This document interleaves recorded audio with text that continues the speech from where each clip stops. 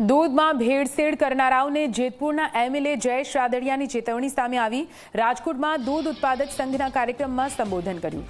નવી દૂધ મંડળી શરૂ કરવા માટે સહયોગ આપશે તેવું જયેશ રાદડિયાએ કહ્યું છે। જો દૂધમાં ભેળસેળ કરી તો કોઈ ભલામણ રાખવામાં નહીં આવે। દૂધમાં ભેળસેળ કરવું એટલે લોકોના આરોગ્ય સાથે ચેડા। ભેળસેળ કરનારી મંડળી સામે સસ્પેન્શન સહિતની કાર્યવાહી થશે। મહત્વનું છે કે છેલ્લા 5 વર્ષમાં રાજકોટ દૂધ ઉત્પાદક સંઘ સાથે સંકળાયેલી 227 જેટલી દૂધ મંડળીમાં ભેળસેળ સામે આવી હતી, જે બાદ દૂધ ઉત્પાદક સંઘ દ્વારા ભેળસેળિયા દૂધમાં કલર મેળવીને તેને બિનઉપયોગી બનાવ્યું હતું। સાથે ભેળસેળ કરતી મંડળીને 98 લાખથી પણ વધુનો દંડ ફટકારવામાં આવ્યો હતો। સાથે રાજકોટ દૂધ ઉત્પાદક સંઘ દ્વારા દૂધ ઉત્પાદકોના હિતમાં નિર્ણય પણ લેવાયો, જેમાં રાજકોટ ડેરીના નફામાંથી દૂધ ઉત્પાદકોને મળવાપાત્ર અંતિમ ભાવની રકમ સીધી તેના બેંક ખાતામાં જમા કરવામાં આવશે।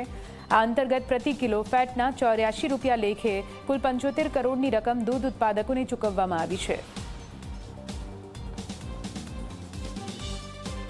વિનંતી કોણ કરું છું કે એટલી બધી દૂધની મંડળીઓ ચાલે છે, એમાં ભેળસેળ વાળું દૂધ ન આવે માટેની પણ જોવાની જવાબદારી તમારી છે। તમને વિનંતી કરું છું।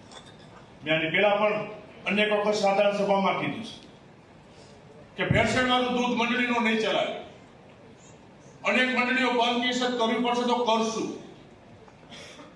એમાં કઈ રાજકીય બોલી ભલામણો નહીં આવે, ચલાવતા નથી।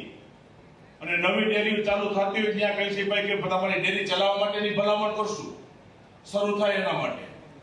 પણ એ ડેરીની અંદર ભેળસેળ આવ્યું પકડાણો તો પછી અમારી પાસે ભલામણ લઈ નહીં આવતા।